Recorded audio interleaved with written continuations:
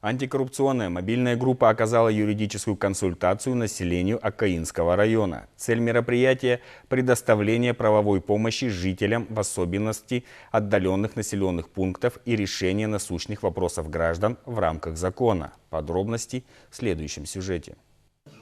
Прием граждан по оказанию юридической помощи жителям села Смирново прошел в здании Дома культуры. Бесплатную правовую консультацию смогли получить все желающие. Мобильная группа состоит из представителей государственных и правоохранительных органов, юристов и адвокатов. Проводим мы сегодняшний прием граждан, в котором жители могут поднять любые необходимые вопросы и получить быстрые ответы.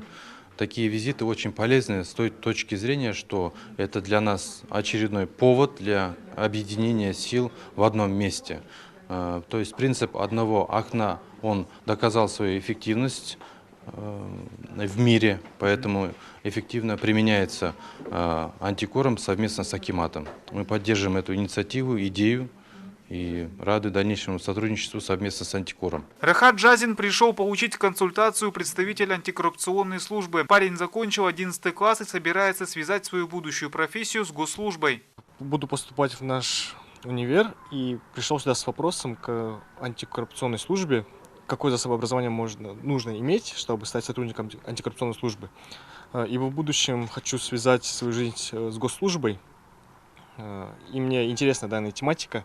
Стоит отметить, что во время каждой встречи представители антикоррупционной мобильной группы привлекают внимание граждан, вручают им брошюры с информацией о том, куда обращаться в случае столкновения с фактами коррупции. Алихан Джексыбаев, Дамир Искендиров, служба новостей.